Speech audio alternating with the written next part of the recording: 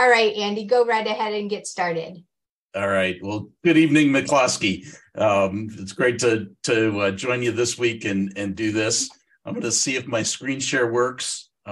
So, Patty, let me know if that's all. It looks good on this end, but let me make sure it's good on that end. Looks all good great. There? Yes, all right. sir. All right. And it sounds like my audio is good enough that you can hear me. Okay, super. Well, first of all, I want to congratulate all of you on your participation in McCloskey and all of the hard work that went into that, because I know being a judge and being an advisor to teams in the past, I know how much work it takes for you to participate and to put all that together. And as I was talking with Patty, we wanted to make sure that we give you something else to take away from this. So I want to take a few minutes and share that with you tonight. And so my question for you now, as you've done all the work and put all that effort into it, is where are you going with your business opportunity or your business?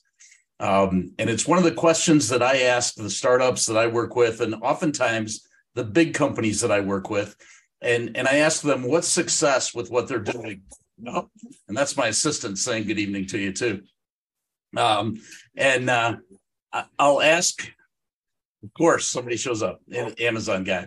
And I'll ask them, what's success for the business? And too often they don't know. And if you don't know where you're going, then you're going to just drive around lost in the wilderness. And that's unfortunate. Sorry about the mailman.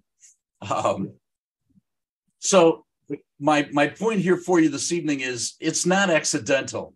It's about making conscious choices and conscious decisions about where you're going. And so I want to be a little bit provocative tonight in asking you some of the questions that might help you take what you and your team have done as a starting point for McCloskey and build on it and go from there. So the framework that I've done and that I've used to do this in all of my clients is what I call the strategic roadmap. And I'm trying to simplify strategy down to a roadmap that you can use that will be intentional, that will be memorable, and that will allow you to achieve success. And that's whether you're building a business for yourself as a hobby business, or something you want to IPO on Wall Street, or even if you're in and doing something that is about being a force for good and doing a nonprofit. The elements of roadmap should work for any of those things, just slightly different lens that you'll put on each of the variables as we go through them this evening. So a little bit about me so that you have an idea of the context and where I'm coming from. I'm a Notre Dame grad from 1984. I graduated summa cum barely with a chemical engineering degree because I wanted to build businesses. I didn't want to be an engineer. And so I started to work at Dow Chemical and helped Dow Chemical and Cargill put together the first business that commercialized a significant new polymer made from cornstarch. So the NatureWorks business, we put that joint venture together and I led the commercial operations for that. While I was doing that, I went to the University of Minnesota because I was based in Minneapolis and got an MBA. And along the way, I was off at Thunderbird and got a certificate in global management. After building NatureWorks, I told you I wasn't very smart. I eliminated my own job from there. And Cargill called me and said, will you build another business for us? And so I got a Department of Energy grant, $1.8 million from the DOE and $1.8 million from Cargill, and put together what became Elevance Renewable Sciences. And I led the commercial activities for Elevance for a number of years. Today, I work with a number of different universities, including the Idea Center, and work as a mentor advisor to a number of the students or student and faculty innovators that are working at those universities. And I'm a founder in 3 companies that have spun out of universities, and I sit on the board of a half a dozen different companies, helping them, advising them as they're growing their business. And unfortunately, one of them on this list didn't make it. It's gone away and it dissolved. But along the way, they kept asking me, how do you do this? And can you put this down? And can you put it into a writing? And I swore I wouldn't write the book until the pandemic came along.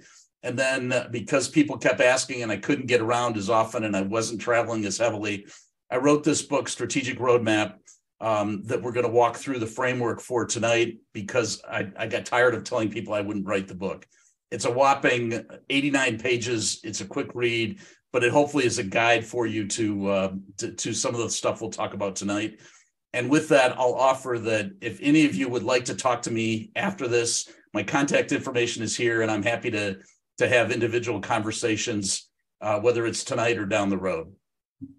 So with that, let's go back to what's important. Where are you going with your business opportunity or your business? And those strategic choices that you're going to have to make will dictate that. And it really does matter. If you have the desire to be a family or a lifestyle business, what you decide and where you take money from and how you build your business is going to be very different than if you decide to try and do it for something that Wall Street is going to want.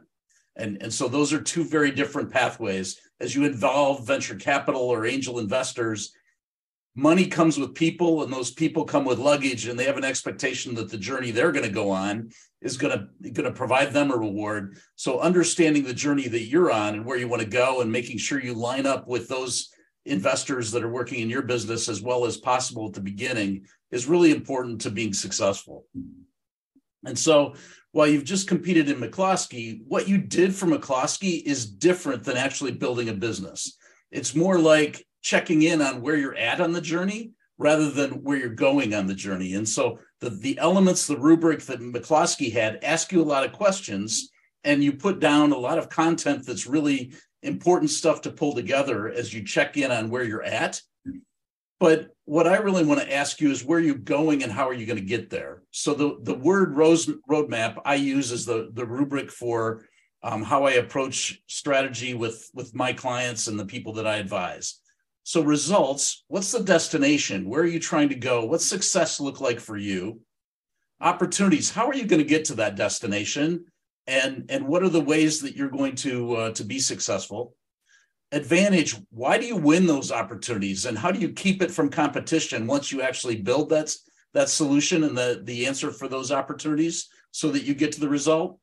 And then finally, the design, what do you have to invest in so you build advantage and win the opportunities so you can get to the destination that you want to arrive at? So that's the strategic road, and we'll talk about those in more detail.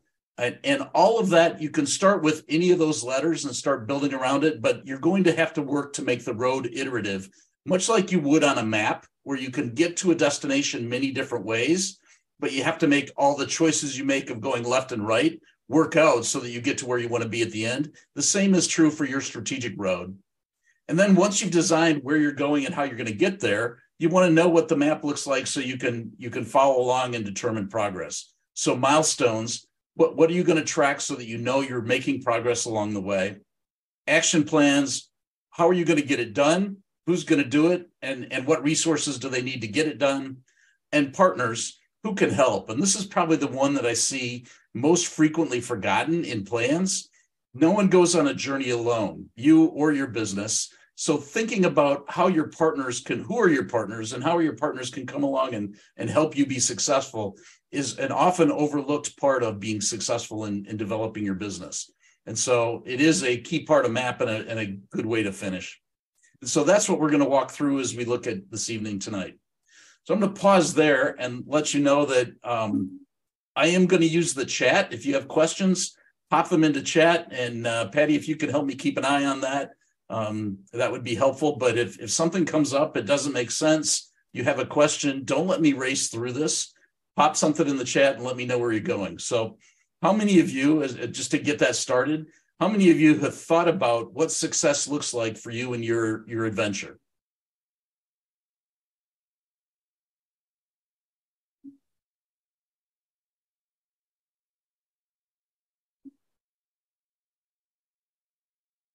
And I've got nobody in chat helping me here.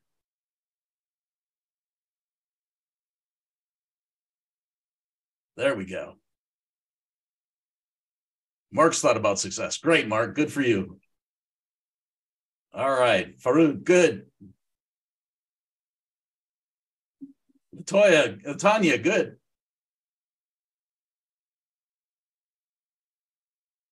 Okay.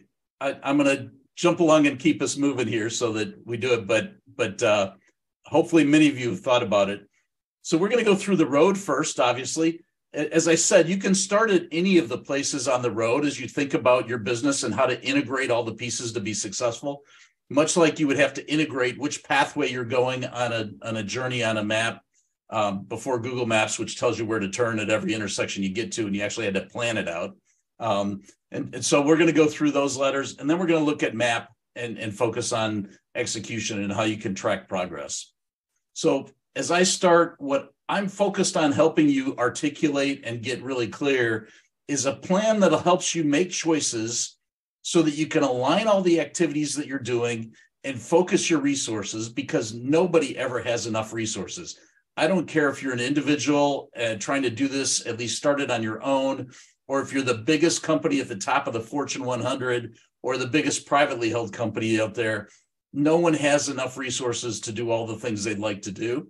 And so you have to focus your resources, particularly as a small enterprise, so that you can make progress creating something unique, a sustainable and distinct differentiation that's valued by a set of customers.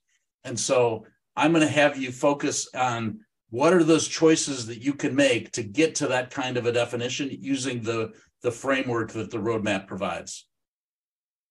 And when it works well, it's like this car coming into the pit in a NASCAR race. Everybody knows before the car gets there, what's their job, what do they have to do, and what has to happen so the car can pull out of the pit and continue on its journey and be successful winning the race. And how many of you have been in this management meeting? When it doesn't work well, you end up in a traffic jam somewhere and you're arguing with the people that you most love in your business. I don't care how well you like your partners. This kind of conversation isn't productive and doesn't help you get to success. It just adds stress to an already challenging journey. And since you're not going alone, when management is doing this, here's what's going on in the back seat. The rest of the organization is fighting over the resources and trying to figure out what they can do to make the most of whatever resources you may have, rather than trying to work together to enjoy the journey and create what it is, what's good about a common destination that you're trying to achieve. And so getting clear on the results and where you want to go is important. So what Roadmap is designed to do is be very intentional so that you can articulate where you want to go together, make that definitive and clear so everybody's aligned on it and can be around it.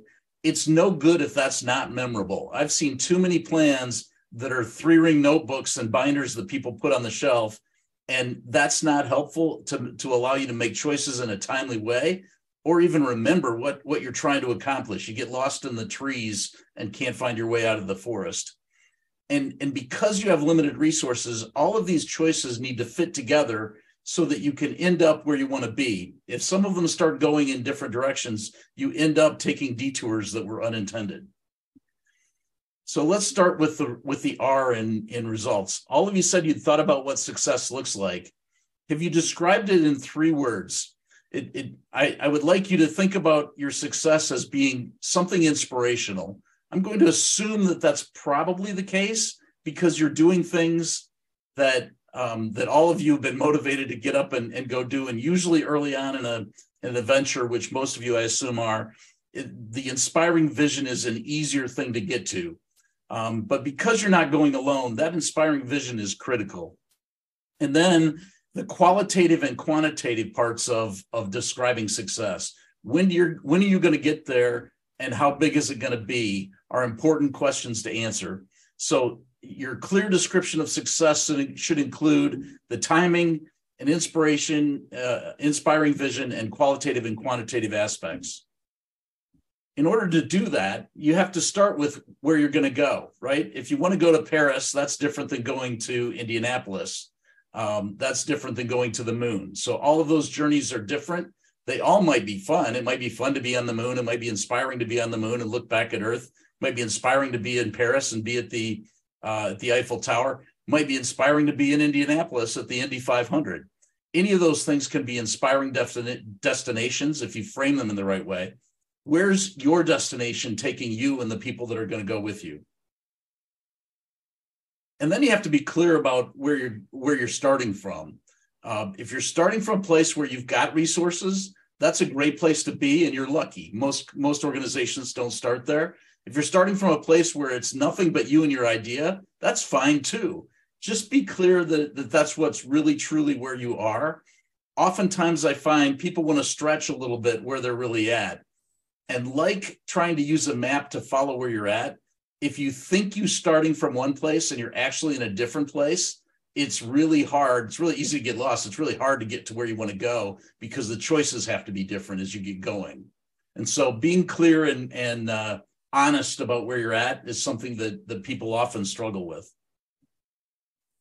And then, as I mentioned, the time frame and the magnitude of the journey is something important.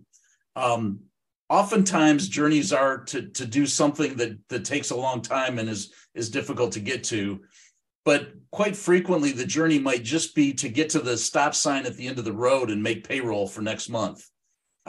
So you'll have to toggle between the inspiring destination you want to get to and what's the critical destination that you need to get to in the near term that allows you to know you're making progress against the map. And so balancing those two as you're going after your business is something to be thinking about and managing that toggling back and forth on. Don't lose vision of the destination, but also make sure that you have clarity about what the result is that you need to happen this month, next quarter. And then as you grow your organization and have any impact, it's going to become something that's more than just you. Your teams already are probably more than just you. And so being inspirational is a really critical part of what you have to do. And it's easy to forget, particularly as you become successful and start adding people, how often you need to go back and repeat these kind of things. One of the things that I learned as we were growing organization from 2 and 3 to 10 and 20 and then to 50 and 100 was how often I had to repeat things that I had taken for granted. So don't forget to go back and make sure that you're being inspirational along the lines. When Steve Jobs went to John Sculley to have him join Apple as the very first CEO after Jobs, he said no. And he turned down Jobs a couple of times until Jobs finally said, do you want to sell sugar water for the rest of your life, or do you want to come and make something important happen? So it's a lot on how you frame what's going on and keeping that inspirational part of your vision and your result in front of folks. So I've rattled through result. How am I doing? Let me know how this is going for you guys.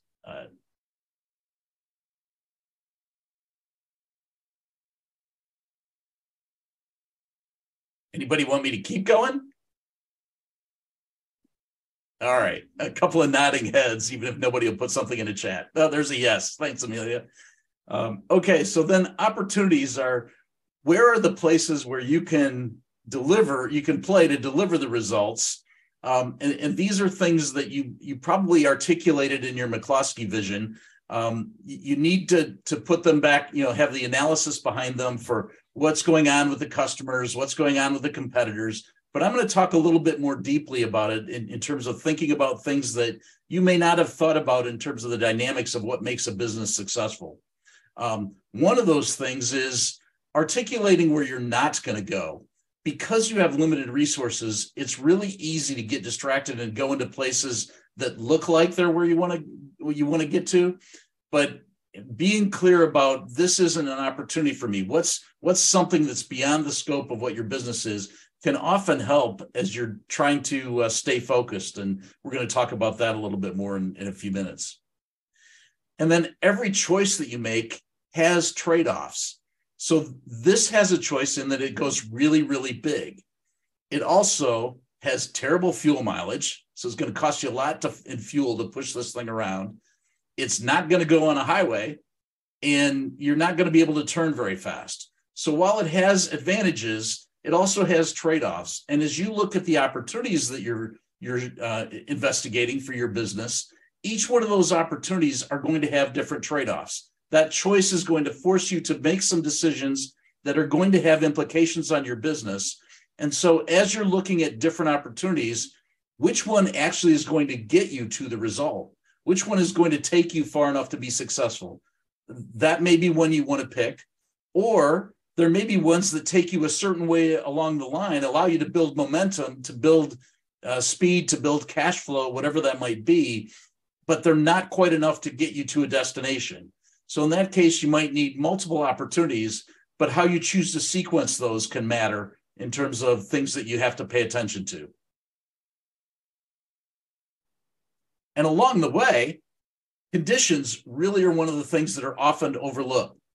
So conditions can be the way this road looks as it goes down into the future. If that highway or that road, the paved concrete road, turns into a dirt track that's only a foot wide, the bicycle's going to win, and the two cars are going to get stopped. If that goes the other way and it becomes a bridge and the bridge is out, none of those vehicles are going to get across, right? If the bridge is out. And so looking at the landscape and the conditions that are in front of you and how those conditions are changing is a really important thing to consider. And often we're so involved in the world of what it looks like right now that it's hard to think about the things that are ahead of us or the things that might be changing. Hey, Andy, we have a question in the chat. Mark wants to know, I like to think in milestones about success. What are we going to do about this summer? What are we going to do next summer, 5 years, and 10 years from now?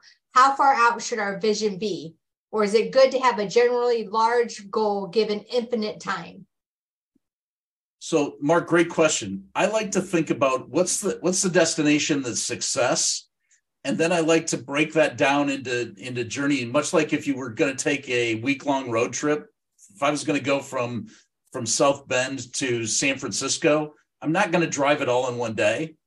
And I want to go see the Golden Gate Bridge, right? That's why it's inspirational. I want to go see the Golden Gate Bridge. So I'm going to have to break that down if I'm driving into a couple of critical steps to make it across the country in a car. Since I can't afford airplane tickets for all of us, we'll take a Greyhound bus. So how far am I going, and where do I need to have resources replenished? So I need to stop and eat every day, or I'm going to stop and get groceries, or I'm going to stop and get a hotel. Those are the kinds of detailed planning that will go into the milestones in the map. But thinking about it in terms of mapping my resources to what I can do with the milestones is the important part of the road, right? Because oftentimes you don't have the financing. This is the integration part of it. You don't have the financing to go all the way to California. So I might be able to make it to St. Louis, but then I've got to work at McDonald's for a couple hours to get enough money so I can put fuel in the bus so that we can get to Denver, where I'm gonna do something so I can put some more fuel in the bus so we can get all the way to California. So those might be things that you have to do based on the resources that you have available. Is that helpful? Thanks. All right. So along the way, and that's great. Keep the questions coming. I appreciate those. Those make it more fun for me and hopefully more valuable for you guys. Along the way, there's 3 areas where the landscape can be changing that you should be thinking about.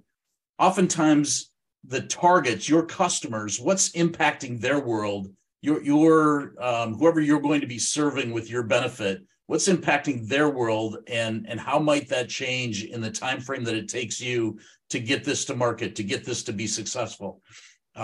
If that's changing faster than you're going to get there, if that's changing slower, if what they have is becoming more difficult for them to pay for something, all of those kind of dynamics can be important in thinking about the targets, the customers that you might be working for.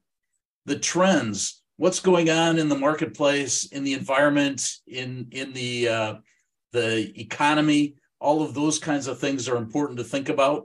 If there's a recession, that sets up a different set of dynamics than a high growth environment. All of those things might be very different in terms of setting the stage for how easy or difficult it could be for you to be successful. And then what's going on with technology or the other things that might be solutions to what you're providing. If technology is changing so fast that it's going to be way different before you get there, you have to factor that into the equation as well. So targets, trends, and technology, kind of 3 simple T's that I use to remind me of things to look at in the landscape as I'm going along the way. Here's another one that's really, really hard for a lot of early stage entrepreneurs.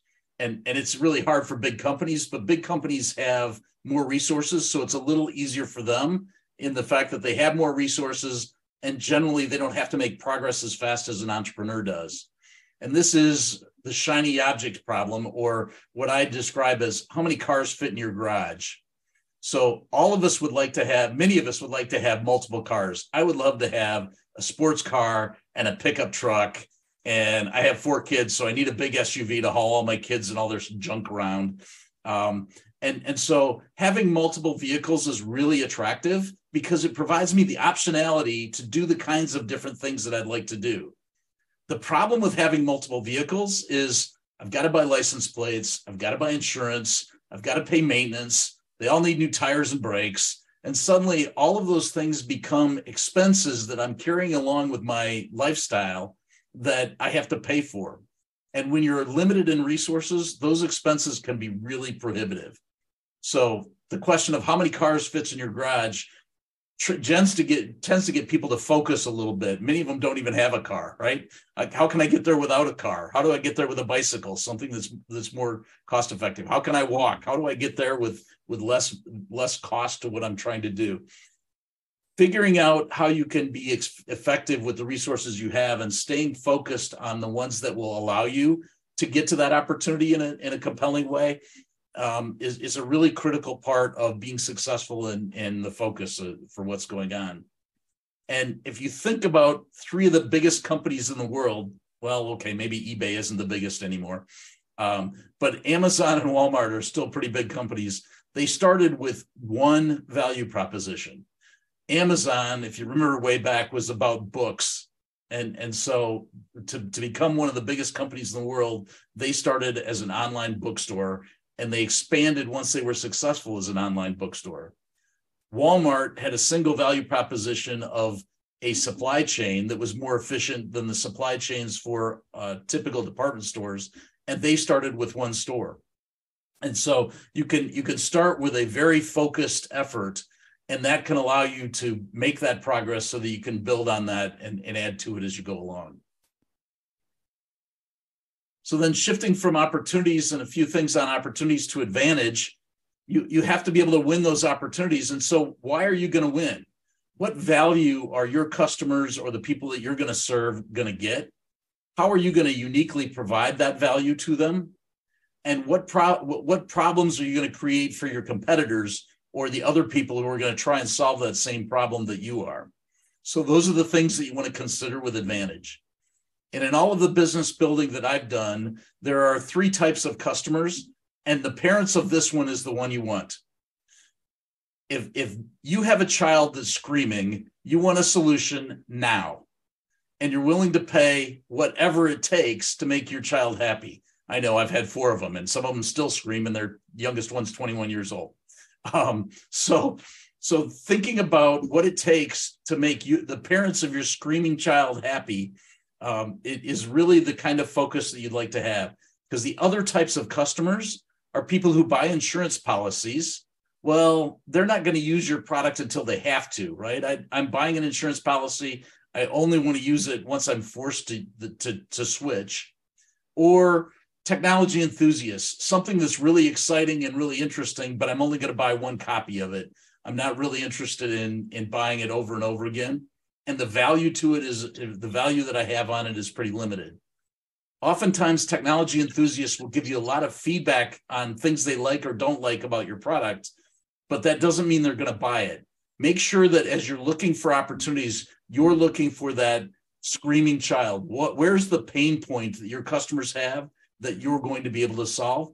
And the more the baby is screaming, the louder that pain point is, the more likely that your adoption is going to be fast and it's going to be at a higher value than other things are there. So I'm going to pause because I saw something pop on the chat here. So if curious, says, to your point about starting with focus effort, in your view, what is the balance between a 50-year vision and a roadmap, and what success looks like in 50 years versus having a focused effort and iterating as you go along to see what works and what doesn't? Really interesting question. So if if for your vision to be inspiring, for your destination to be inspiring, it's going to take 50 years to get there, but that journey is inspiring and compels people to go, then having that 50-year vision may be critical to keeping all of the interest in the kind of things that you're doing. Really hard journeys sometimes take a long time to get to, and you have to have a inspiring place to go for people to put up with how hard the work is on a daily basis. Going to the moon was not easy, right? So if you think about the moonshot, and it took almost a decade from when Kennedy declared it until, actually it was more than a decade from when Kennedy declared it until when we got to the moon. And so there's a lot of things that happened along the way that were minor milestones, but not the big inspiring piece that was there. So that's kind of how I toggle between those two things. I toggle between where's the inspirational success and what are the things that are milestones along the way that know I'm making progress. And I'm going to come back to milestones when we hit that M in the roadmap, but that's how I think about the toggling back and forth between those two.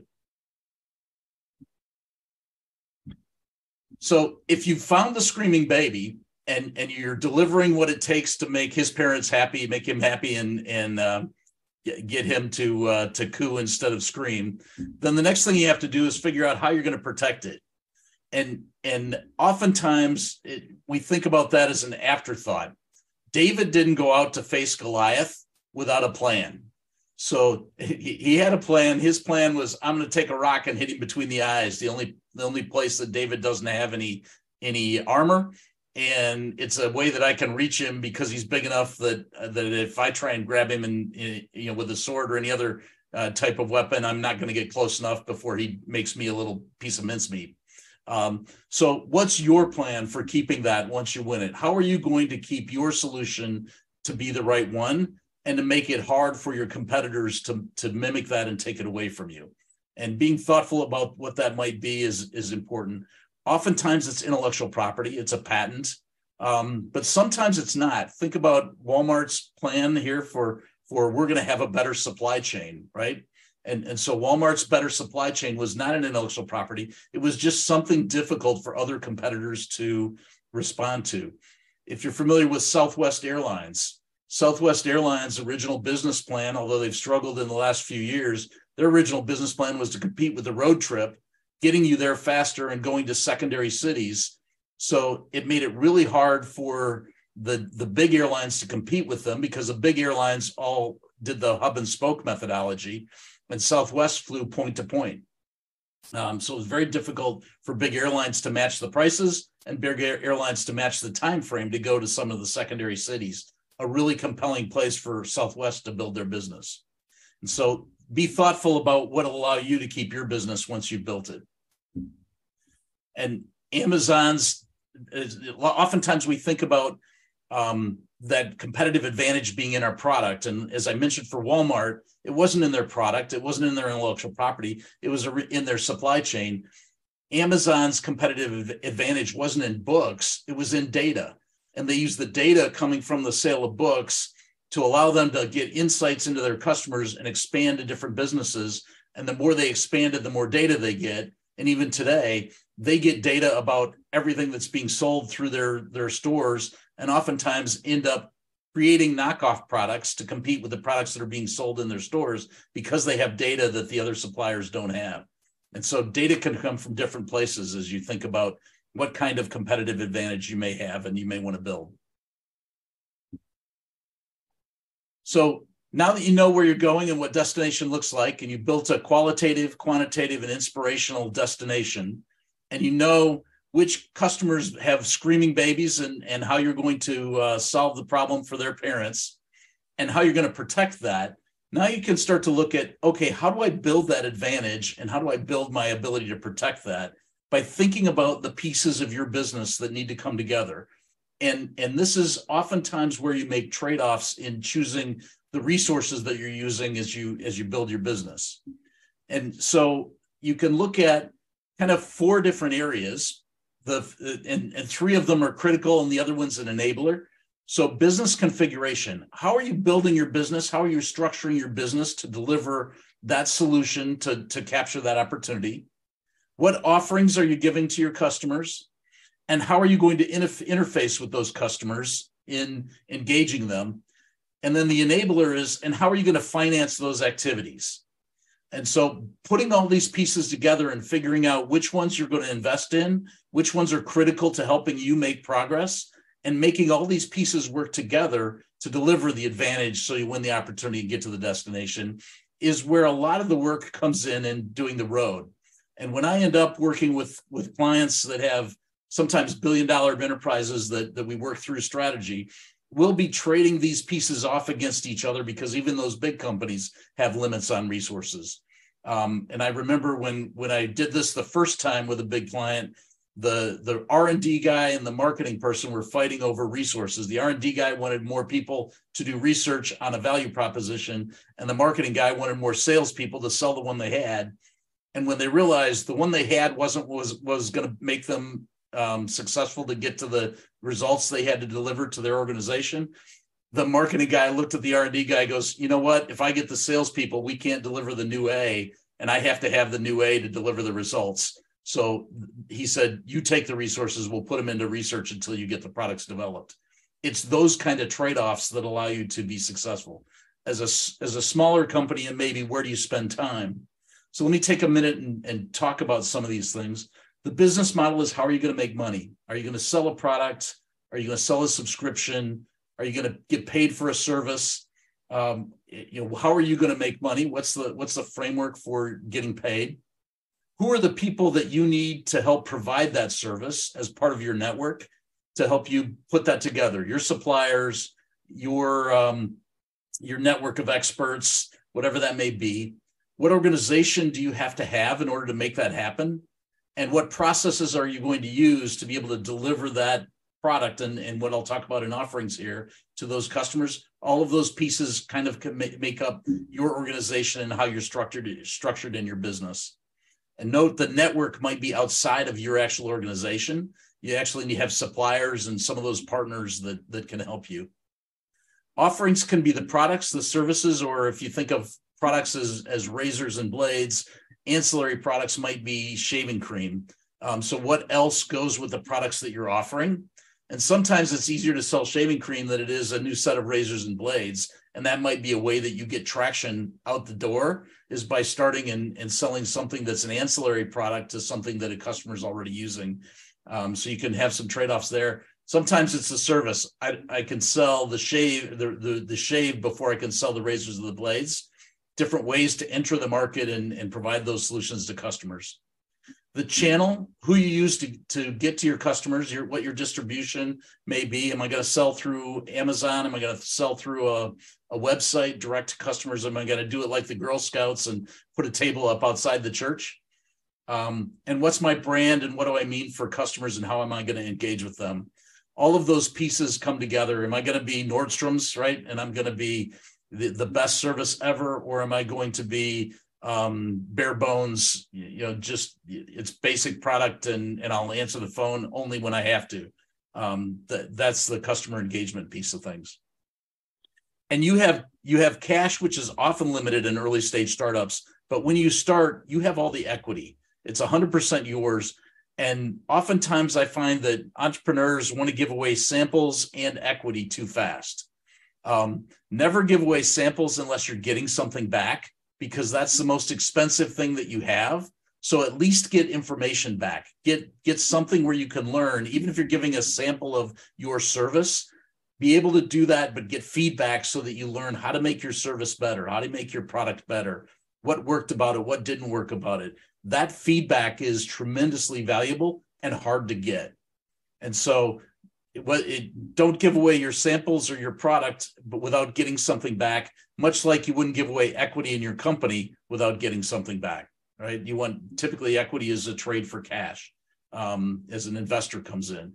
But giving away equity to an investor that doesn't have the same vision of the time frame, the magnitude, and the inspiring destination that you're going to is challenging. So be stingy with all of that as you try and do it. And I know sometimes you have to take the money, right? Sometimes you just got to trade the equity for the cash to keep the business going.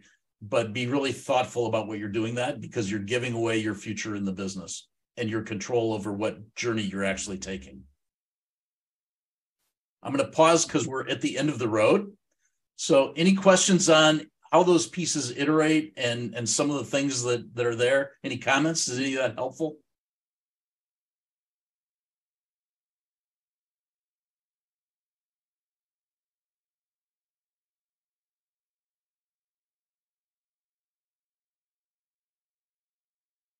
All right, I'm going to press ahead. So we'll talk for a few minutes here about MAP, and then we'll wrap it up.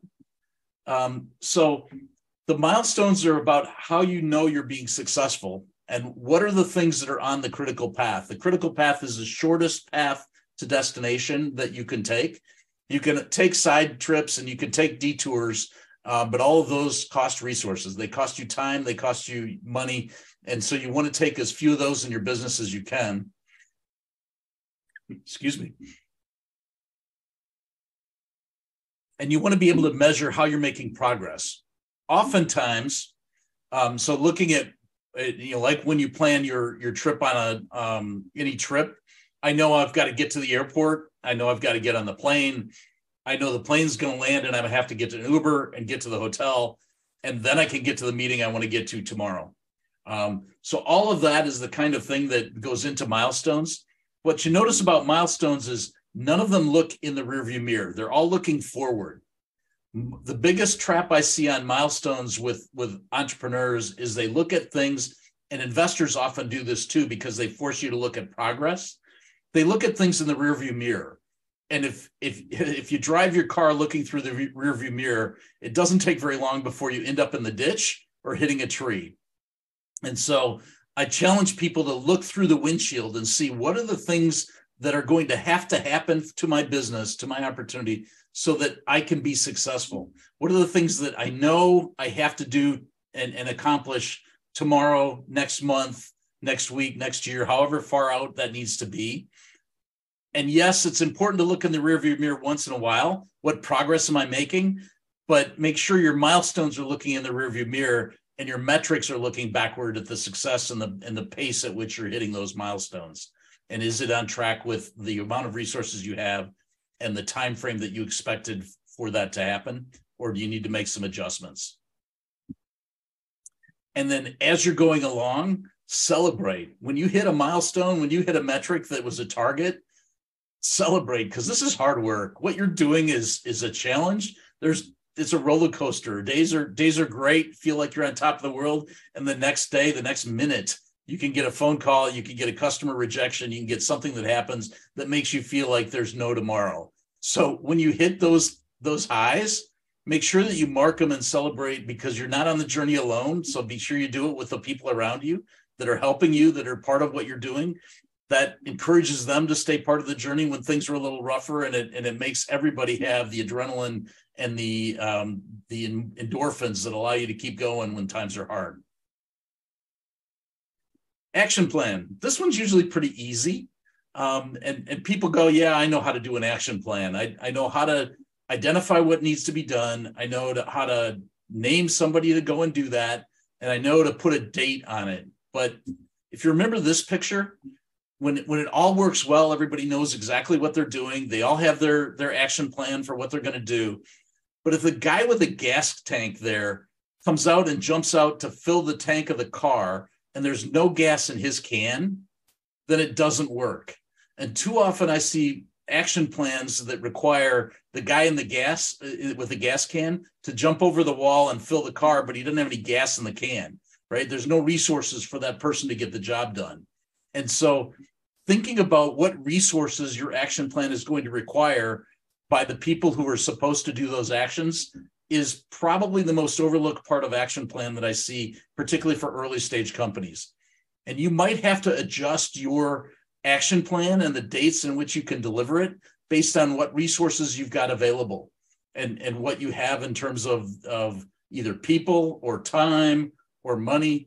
All of those dimensions are really significant problems that come along, skill sets sometimes.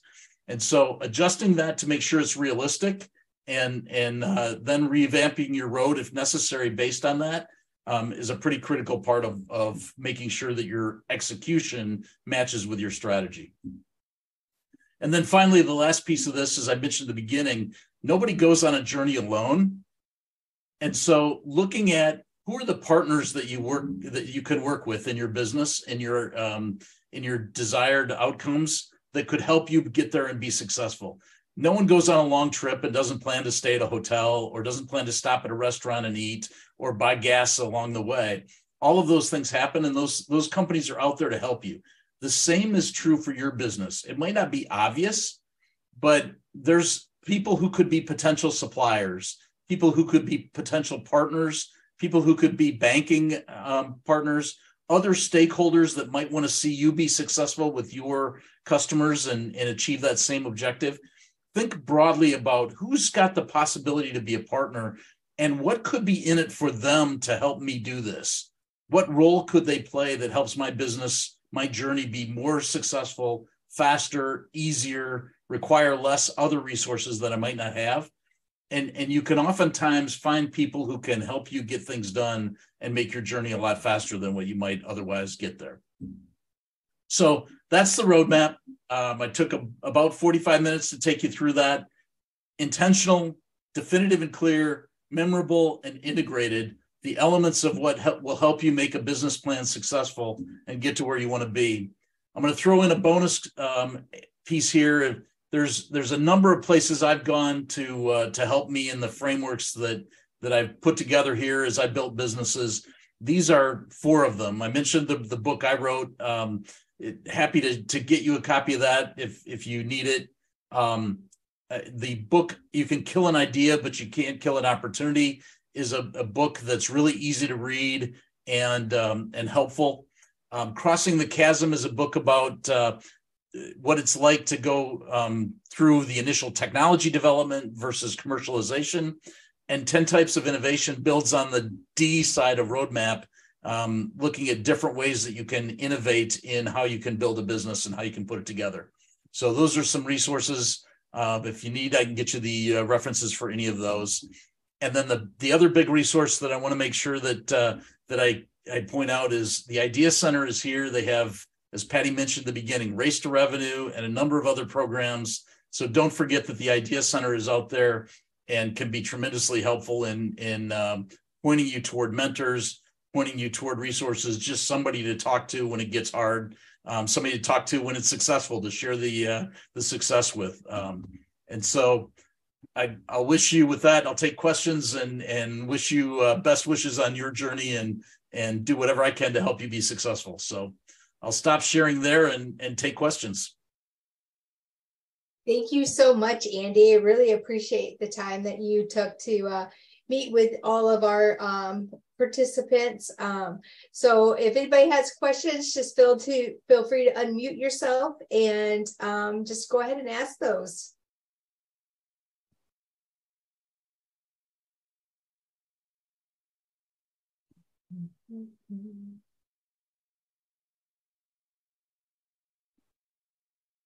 I've got a question. Andy, first off, great presentation. Thank you for the information. Very helpful. I've worked with a few different startups, and one of the challenges you hit on point is chasing the shiny object, right? There are so many opportunities out there, and it's the progression of the company, right? So as you start, everything's opportunistic. Every sale is a sale. Get that revenue in, tell your success story. But as the company starts to grow, you need to go back and clean up all these non-strategic sales that you've made if they're ongoing accounts. How do you really get founders to understand that a strategy up front is going to yield tremendous benefits later, because your customers are going to stick with you, they're going to be on point with your vision, and it's going to be far less work and headache in the long run versus the upfront opportunity to put money in the bank? It's a great question, Jim. What I find is the journey analogy is really helpful. Everybody understands taking a trip, and they've all done it before, and they all know what it's like to have somebody get in the car and go with them and want to go, well, wait, can we stop at Walmart? Can we go to In-N-Out Burger? And then I need to stop and take a bathroom break. And then let's go over here and see this site, this scenic site overpass that we can pull off. and suddenly you're not getting anywhere, right? It's taken 2 days and you're half a mile from home. The same is true with chasing shiny objects. You can spend a lot of energy running around and getting nothing done, and that's going to just consume resources and not get you to where you want to be. And most people, when they see it with that kind of a description, I found that explaining it that way helps them get, okay, now it's harder to figure out what's a shiny object and what's not, which is another part of the question that you're asking. But most of them get, okay, there's a focus piece you have to have here in order to make some progress against your journey. That part I don't find as hard to sell as well, wait a minute, this customer is a shiny object. And so what worked for me when I was building NatureWorks and the team I had, we had limited resources and everybody wanted to go after every single customer. And finally we sat down and agreed that we couldn't do that doing the development work for all of those customers was not possible because of the technical resources we had to support us. And yet killing a customer was really uncomfortable, and dropping it and walking away from it. So what I came up with was a mechanism by I said, okay, what do we do that can put this customer on life support? I want to put them in the critical care unit and put them on life support. I don't want to kill them. I don't want them to die, but I can't take care of them right now. So I'm going to put them on life support while we do triage on the ones that we have to make our destination with. And so I got the team to agree to critical care unit and life support. And so then we started using that language as a way to make decisions about, okay, is this a shiny object or is this a customer we really have to support? Great, thank you.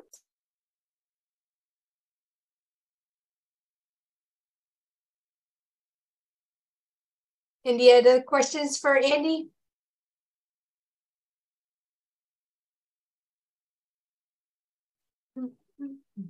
I'd love to hear what you're doing and learn more about what your journeys are all about. So if I put my email in the chat, I put my phone number in the chat. If you need to get a hold of me and would just want to be excited and tell me about what you're doing, I'd love to hear. Mark asked, one piece of advice for all of us.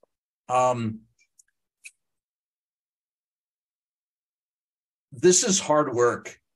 Building a business is really tough. And I think I mentioned a few minutes ago, it's like a roller coaster. There are days when you're going to be on top of the world, and there's days that are going to feel like, oh my God, this is never going to happen. If you put a plan together and you really sit down and thoughtfully go through this and do it with someone else, work it together so that you have a discussion about it. When I do this with early stage companies, I try and make sure there's at least 2 people for me to interact with so that I can get them to talk about the business that they're doing. So they have somebody to share it with and push back, knowing what they're trying to accomplish. So find someone who's your partner and can work with that with you and talk it through so you have the plan. And then when you have the plan, when you hit those dark days, you can look back and say, this is why we're still going on the journey, the inspirational part.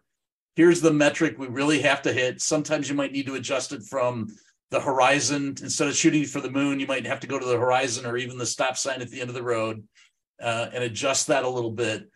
But it's that inspiration hopefully keeps you going. And then looking back and saying, what milestones have we hit? How far up the mountain have we climbed already?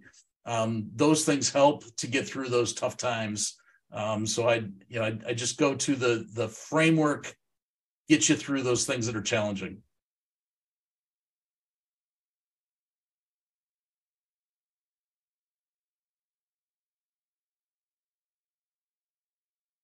Thank you, Andy, for that.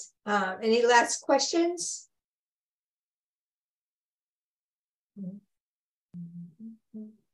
Well, thank you all for coming tonight. There will be a recording of this that we'll send out to everybody who RSVP'd for the event.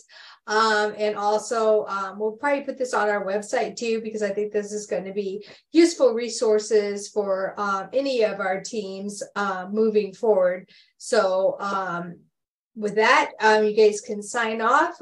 If you have additional questions for me and you want to hang on, you feel free to do that also.